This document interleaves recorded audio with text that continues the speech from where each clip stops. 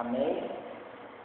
Evangelho segundo escreveu Mateus, capítulo 7, e o versículo 21. Nos diz assim a palavra do Senhor: Nem todo o que me diz Senhor, Senhor, entrará no reino dos céus, mas aquele que faz a vontade de meu Pai que está nos céus.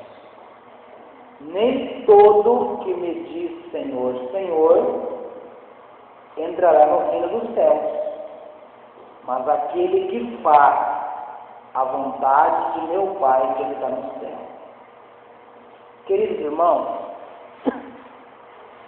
ninguém diz Senhor, Senhor mais do que nós, os crentes.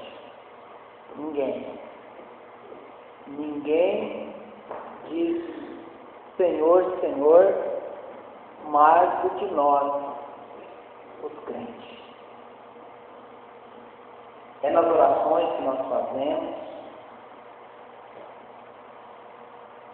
é nas canções que nós cantamos, sempre estamos pronunciando o nome do Senhor. Senhor, Senhor. Acredito eu que os louvores que foram entoados hoje aqui se referiram ao Senhor. Isso é muito importante, mas não é tudo. Falar Senhor, Senhor é importante, é maravilhoso, porém não é tudo.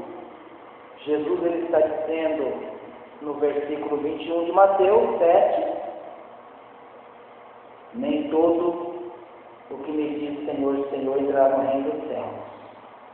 No mesmo versículo 21, na parte dele, diz: mas aquele que faz a vontade de meu Pai que está no céu. Biblicamente falando, qual é a vontade de Deus? Nós vamos ver qual é a vontade de Deus, irmãos, através das Escrituras Sagradas. Qual é a vontade de Deus? Primeiramente, a vontade de Deus é que nós nos aproximemos dele em relacionamento.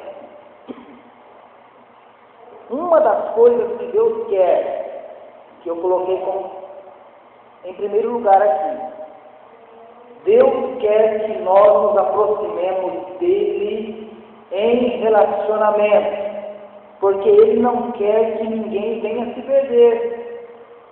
Não é da vontade de Deus que o homem venha a se perder. Então por que Deus criou o inferno? Ele não criou o inferno para o ser humano. A Bíblia diz que o inferno foi criado por diabo e seus anjos. Então não é a vontade de Deus que ninguém venha a se perder. Isso você vai estar lendo comigo em Ezequiel 18, verso 23. Ezequiel 18, 23 diz assim: desejaria eu de qualquer maneira a morte do ímpio? Diz o Senhor Deus. Não desejo, antes que se converta dos seus caminhos e viva. O Senhor está dizendo através do profeta Ezequiel que ele não deseja de maneira nenhuma a morte do ímpio, na sua impiedade, mas que o desejo do Senhor antes é que ele se converta dos seus maus caminhos e viva. A vontade de Deus é que todos venham encontrar a vida eterna, mas através da conversão. O versículo está dizendo claramente: antes o desejo do Senhor é que haja uma conversão dos maus caminhos, para que haja vida. Então não é a vontade de Deus que ninguém se perca. Está aí no texto sagrado de Ezequiel 18, 23. Iremos ler também um texto agora no Novo Testamento, para que ninguém possa dizer, mas um texto no Antigo Testamento, Antiga Aliança. Vamos ler um texto semelhante, agora Paulo escrevendo a Timóteo, no capítulo 2, verso 4. Primeira carta que Paulo escreve a Timóteo, capítulo 2, versículo 4. que quer que todos os homens se salvem e venham ao conhecimento da verdade. Então, a vontade do Senhor, Ele quer que todos os homens venham a se salvar e venham ao conhecimento da verdade.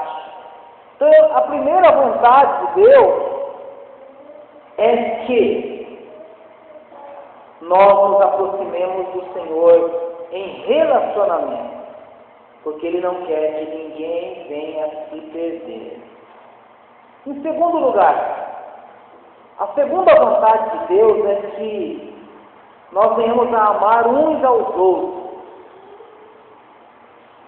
Amar a Deus com todas as forças, com toda a sua alma, com todo o seu entendimento. E também que nós venhamos a amar uns aos outros. Diz o Evangelho de João, capítulo 15, versículo 12. João 15, verso 12. O meu mandamento é este, que vos ameis uns aos outros, assim como eu vos amei. Essa é a vontade do Senhor também. Que haja amor recíproco um para com o outro. Quando alguém pensa, eu não suporto olhar para aquele irmão, eu não suporto olhar para aquela irmã. Se aquela irmã pedisse uma carta de mudança, olha, ia ser a alegria do meu coração. Eu não suporto aquele irmão. Até quando que eu vou ter que conviver com isso, entrar e congregar na mesma igreja que aquele irmão? Irmão, a vontade de Deus não é essa. A vontade de Deus é que nós venhamos a amar-nos uns aos outros, mas não com amor fingido, mas com amor sincero e verdadeiro. E é mandamento. É vontade de Deus e é mandamento do Senhor. O meu mandamento é este, João 15, 12. Que vos ameis uns aos outros, assim como eu vos amei. Aí novamente Jesus, no Evangelho de João, capítulo 13, versículo 35. Nisso todos conhecerão que sois meus discípulos, se vos amardes uns aos outros. Todos vão perceber que é de fato discípulo de Jesus através do amor. Ninguém vai ver a mim como discípulo de Jesus porque simplesmente eu porto uma Bíblia debaixo do meu braço. Ninguém vai me ver como discípulo de Jesus porque estou de paletó e gravata. Ninguém vai me ver como discípulo de Jesus porque eu tenho um cabelão comprido, um vestidão assado lá no chão. Ninguém vai me ver como discípulo de Jesus porque simplesmente lá na minha casa o rádio está ligado o dia todo na Todo Dia FM 106,5. Isso é bom. Porém, irmãos, as pessoas vão olhar as nossas atitudes. Atitudes essas expressadas através do amor ao próximo. Quando eu manifesto um amor ao próximo, eu amo meu irmão da congregação onde congrega comigo, eu amo meu vizinho, eu amo meu amigo de trabalho. Nisso, as pessoas vão olhar e vai ver ali tem um discípulo de Jesus de verdade. Nisso todos conhecerão que sois meus discípulos, se vos amardes uns aos outros. Porque discípulo de Jesus, discípulo, que é um aprendiz, que aprende dele. Jesus não ensinava só teoria, Jesus ensinava na prática.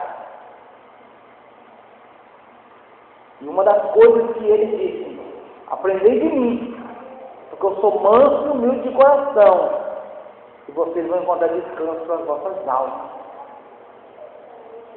Louvado seja Deus.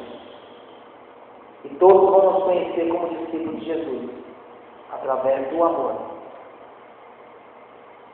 E eu sempre digo que esse é o distintivo do cristão. O que vai distinguir-nos de outros, como alguém diferente, vai ser através do amor. Porque falar que é discípulo e cristão é muito fácil. mas manifestar que realmente é através de ação é outra coisa. Louvado seja Deus. Terceiro lugar, outra vontade do Senhor Deus, que não venhamos a viver mentindo para os outros, que não venhamos a viver mentindo uns para os outros. É a terceira vontade de Deus. Biblicamente falando, qual é a vontade de Deus? Eu já falei em primeiro lugar que é que nós nos aproximemos dele em relacionamento, porque ele não quer que ninguém venha se perder. Eu já falei em segundo lugar que ele quer que nós nos amemos uns aos outros, e em terceiro lugar que não venhamos a viver mentindo uns para os outros.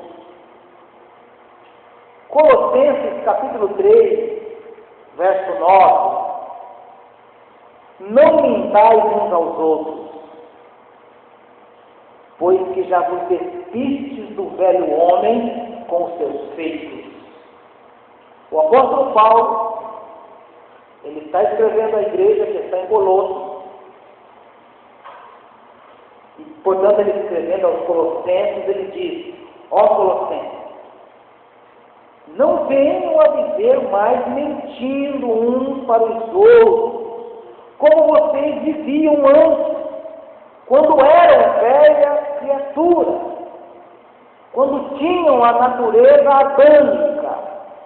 Agora que vocês já se despiram do velho homem com os seus feitos, fala a verdade um com o outro.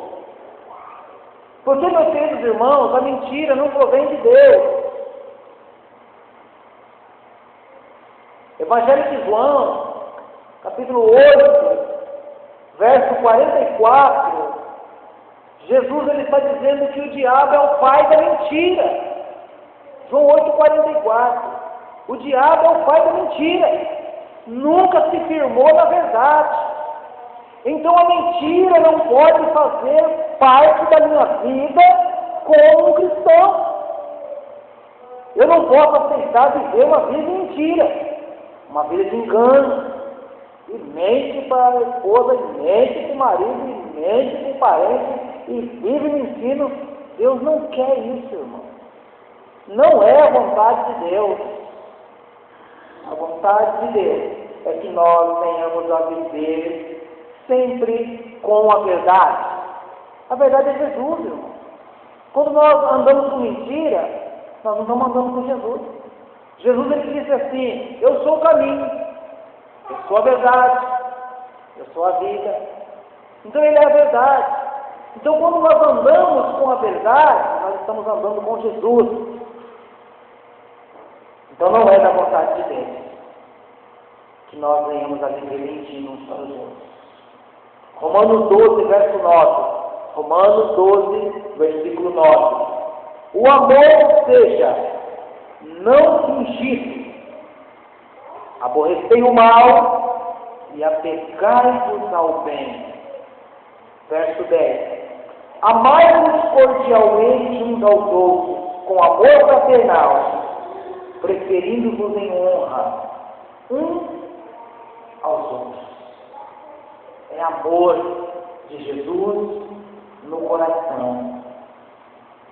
Amando uns aos outros com amor fraternal, não com amor fingido, mas um amor verdadeiro. Louvado seja Deus. Aleluia. Graças a Deus. Em quarto lugar, a vontade de Deus é que nós venhamos a andar em santidade diante dele. Andar em santidade diante do Senhor.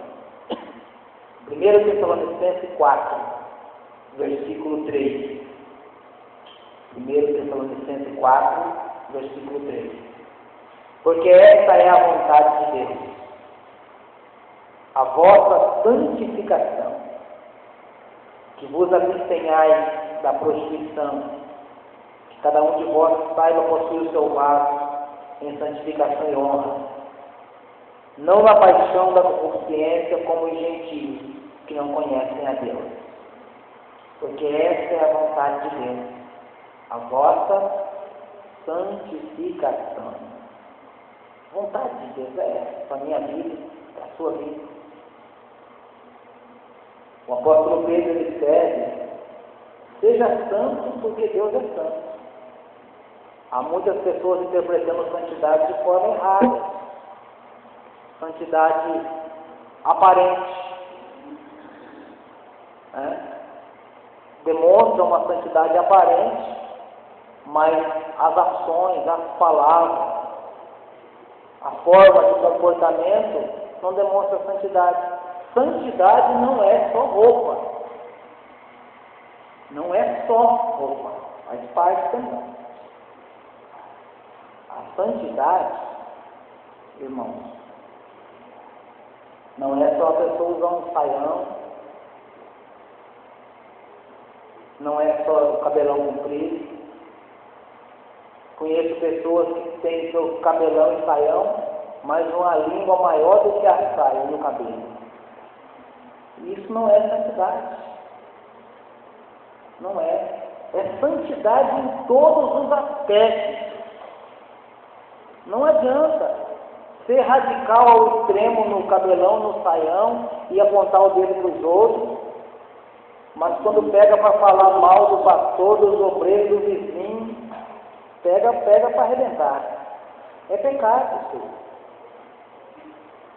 Santidade é no todo. É no todo. Eu particularmente, vou dizer algo aqui que vai contrariar muita gente. Eu não vejo pecado com uma calça comprida, uma calça decente. Mas como era uma tradição, muitos vão escandalizar, o pastor falando isso. Esse é um pensamento meu. Prefiro mil vezes uma calça decente do que uma saia curta ou transparente mostrando o corpo. Porque nós já vimos muito isso no nosso meio. Não pode, é pecado a mulher com a calça comprida. É pecado. Mas coloca uma saia transparente e vem no púlpito cantar que você tem que eleva os meus olhos para os montes. De onde me virá o socorro? Isso é pecado. Irmãos, quem é dirigido, guiado pelo Espírito Santo de Deus, irmãos, ninguém precisa dizer que tipo de roupa ele vai vestir ou vai deixar de vestir. O Espírito Santo se encarrega disso. Quando ele se fecha, o Espírito Santo fala: não cabe a você isso. Isso já foi parte da sua vida quando era velho homem. Agora, com a natureza de Cristo em você, essa roupa não cabe a você. O Espírito Santo vai falar. Aí a Bíblia diz assim: se hoje ouvirdes a voz do Espírito Santo, não endureçais os vossos corações. E nós aplicamos esse versículo só para culto evangelístico. Mas essa voz do Espírito Santo a falar, irmão, é conosco. O Espírito Santo habita em nós. Somos templo do Espírito Santo. Ele habita em nós, ele guia nossos passos. Então, quando nós vamos tomar uma atitude, o Espírito Santo fala: não. E você, sensível à voz do Espírito, você fala: amém, Senhor. O Espírito Santo fala. Mas aí a radicalidade, não pode. Isso, não pode aquilo. E a gente tem que estar convivendo com essas coisas. Há poucos dias eu conversava com o pastor e eu falei para ele: rapaz, a sua igreja, lá na sua igreja lá tem umas moças lá que a saia não dá nem um palmo. E quando sentam na frente da gente, me obrigaram a ficar numa situação terrível. E rapaz, tem que chamar atenção, tem que falar, rapaz, por quê? Não, mas essa saia pode. Isso não é isso, mano. A santidade não está na roupa. A santidade não está só na roupa. A santidade de Deus, ela é um todo. É o que Paulo vai dizer aqui, 1 Tessalonicenses 5:23. 1 Tessalonicenses 5:23. E o mesmo Deus de paz vos santifique em tudo. 5:23 de 1 Tessalonicenses. E o mesmo Deus de paz vos santifique em tudo. e todo o vosso espírito e alma e corpo seja plenamente conservado, irrepreensíveis, para a vinda de nosso Senhor Jesus Cristo. Olha que interessante isso, irmão. O Deus de paz nos santifica. Santificação não é obra humana. Não sou eu, como pastor, que vou produzir santificação. Eu vou pregar. Quem vai produzir santificação é esse Deus de paz. E o mesmo Deus de paz vos santifique em tudo. Não sou eu. Não é o pastor, você tem que ver lá. Para ter uma igreja mais santa, não sou eu, não. Eu não santifico ninguém, eu prego. Eu ensino. Eu falo. Eu profetizo com a Bíblia na mão. Quem quiser ouvir, que ouça. É igual o Senhor falou para Ezequiel: Ezequiel, você vai profetizar. Quer eles ouçam, quer deixem de ouvir. Porque são casa rebelde. Assim como o Senhor falou para Ezequiel, profetiza simplesmente. Quer ouça, quer deixe de ouvir. Porque são casa rebelde. Então quem é casa rebelde não vai ouvir. Porém, o profeta tem que profetizar. O profeta tem que profetizar. Ele tem que falar. Então, quem produz santificação é Deus. E o mesmo Deus de paz nos santifica em tudo. É Ele que trabalha. É Ele que direciona. É Ele que mostra. Isso aqui não serve mais para você. Isso você não deve fazer mais. Você não deve mais assistir essas coisas. Você assistia outrora, você não conhecia Deus, quando você era treva, agora você foi transportado das trevas para a luz. Isso não serve mais para você. Essas piadas decentes que você contava na rua não serve mais. Isso que você assiste, isso que você acessa na internet não serve mais para você. É o Espírito Santo que santifica a nossa vida. É Deus, louvado seja o nome do Senhor. E o mesmo Deus de paz o santifica em tudo, e todo o vosso espírito e alma e corpo. Irmão, a santidade não é de fora para dentro. Opa, eu estou na igreja agora, aceitei Jesus, vou lá na loja, vou comprar um saião para mim agora eu já não passo mais tesouro no meu cabelo, agora não uso mais a pintura, agora nem isso, nem aquilo. A santidade não começa por fora. A santidade de Deus começa de dentro para fora. O Senhor se entroniza no coração, na vida. Porque quando a santidade começa de fora para dentro, ela é forçada. Agora eu não posso mais isso. Aquelas pessoas que você vai pregar, mas eu vou ter que largar da minha cervejinha, da minha novela, eu vou ter que largar dos meus bailes funk, eu vou ter que largar o forró. Sabe por quê? Porque Deus ainda não entronizou. Quando Deus entroniza no coração, isso flui naturalmente. A pessoa vê a necessidade de abandonar aquelas coisas que não convêm mais para a sua vida cristã. De dentro para fora. Ó Senhor, eu entendo que Tu és meu Senhor, meu Salvador, e eu já compreendi, eu já assimilei, eu já entendi que essas coisas não me servem mais. Aí a santidade começa de dentro para fora. Aí ele vai obedecendo aos princípios da palavra de Deus, sem ser forçado, sem se sacrificar, naturalmente. Porque começa, como diz a palavra de Deus aí, o vosso espírito, depois alma e corpo. De dentro para fora. O Senhor, o Deus de paz, santifica em tudo, espírito, alma e corpo.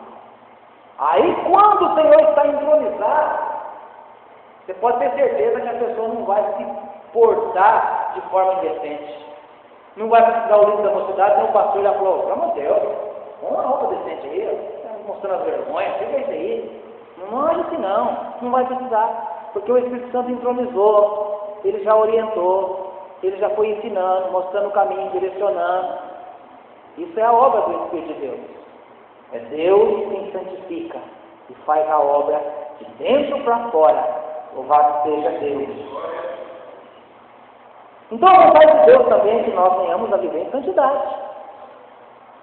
Porque sem a qual ninguém vai ver o Senhor, a Bíblia diz. Chamo você a ler comigo, Hebreus 12, verso 14. Carta aos Hebreus, capítulo 12, versículo 14. Segui a paz com todos, e a santificação, sem a qual ninguém verá o Senhor. Irmãos, Hebreus 12, 14 é claro. Por isso que a vontade de Deus é que nós venhamos viver em santidade. Essa é a vontade de Deus, a santidade de dentro para fora. Não é uma santidade aparente, não é uma santidade ritual, formal, né? Não. É uma santidade de Deus, de dentro para fora. Porque a vontade de Deus é que nós venhamos a ser salvos. A vontade de Deus, então, é que nós venhamos a nos santificar para Ele, nos separar para Ele. Seguir a paz com todos e a santificação, sem a qual ninguém verá o Senhor. Outra vontade de Deus é que nós venhamos a ser sempre agradecidos, irmão. Mas o que tem de pessoas mal agradecidas não está no gibi, como disse. A vontade de Deus é que nós sejamos agradecidos, irmão. Grato a Deus, grato ao Senhor. Se você tem só um par de sapato, louve a Deus, porque tem muitos que não tem nenhum. É igual aquela história que a pessoa estava reclamando porque estava comendo a banana. E reclamando, murmurando, banana, e comeu a banana, lá que jogou a casca, o outro veio correndo e pulou em cima, catou a casca para comer. Então nós temos que ser agradecidos porque tem pessoas que estão em condições piores. Tem só um par de sapato, glorifica a Deus. Tem só lá 2, 3 saias, ou 3, 4 ternos, ganhado igual eu. Glorifica a Deus. Tem uns que não tem, irmão. Não tem. Seja agradecido a Deus. A vontade de Deus é que nós tenhamos um coração agradecido, grato. Não murmurar. Ao invés de fazer uma oração como temos na mesa, não tem tomate? Não. Glorifica a Deus. Tem um arroz e um feijão e um tomate? Glória a Deus tem tomate. Ou se não tem nem um arroz, nem um feijão, nem um tomate. Eu estava assistindo um documentário, uma reportagem sobre a África, passou essa semana agora, não sei se os irmãos viram na África.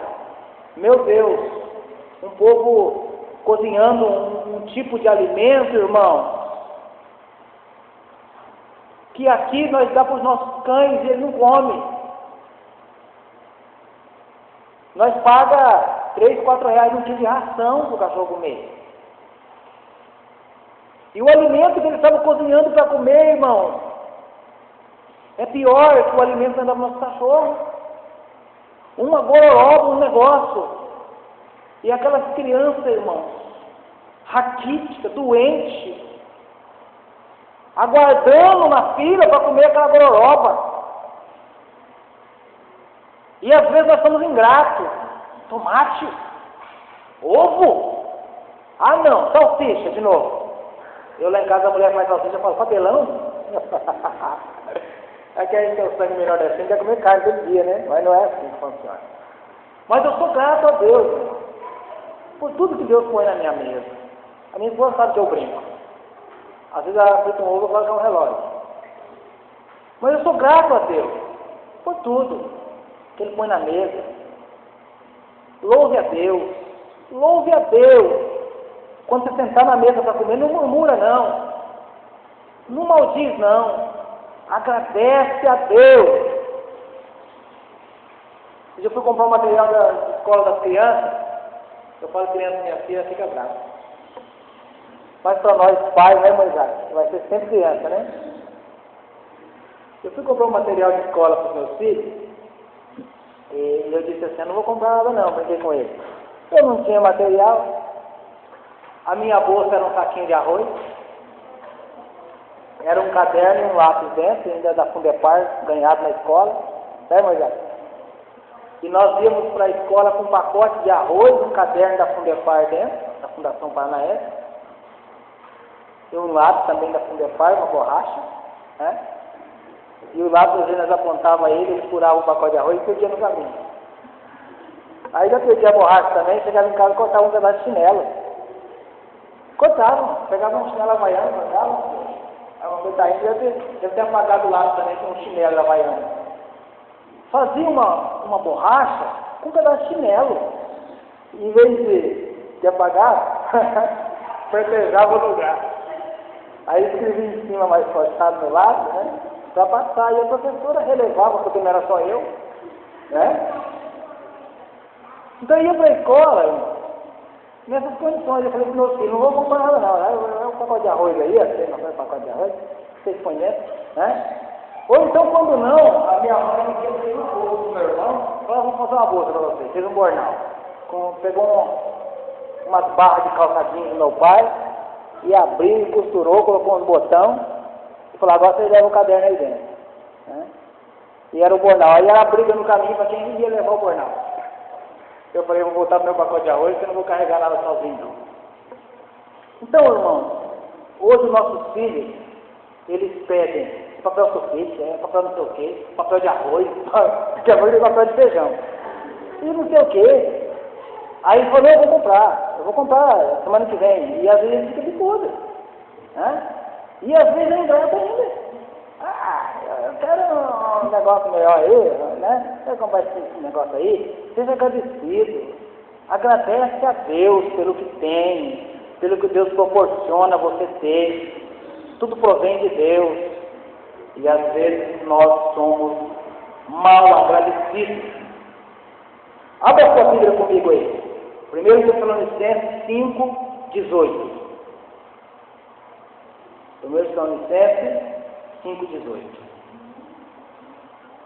Diz assim: em tudo dai graça, porque esta é a vontade de Deus em Cristo Jesus para convosco. Em tudo dai graça, seja agradecido. Faz uma mixaria, ganha esse bem. Não faz isso não.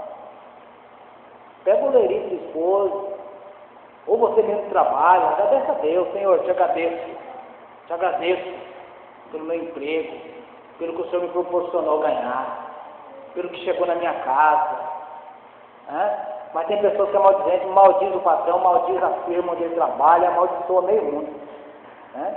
Mixaria, né? Patrão aí, fala um monte de coisa, não, seja agradecido. Seja agradecido em tudo da graça, porque essa é a vontade de Deus em Cristo Jesus para convosco. Outra vontade de Deus é que nós venhamos a ser representantes do seu reino aqui na terra. Que nós venhamos a ser representantes do seu reino aqui na terra. Ou seja, sermos embaixadores, representantes do reino de Deus. Segundo Coríntios 5, 20. Segundo aos Coríntios 5, verso 20. De sorte que somos embaixadores da parte de Cristo, como se Deus por nós rogasse. Rogamos-vos, pois, da parte de Cristo, que vos reconcilieis com Deus. Sermos embaixadores do Senhor, representantes do Senhor. Embaixador, irmãos, significa ser enviado como um embaixador, ou como um representante, né? Então nós somos isso aí, representantes diretos de Deus, do reino de Deus aqui na terra. Aí Paulo escrevendo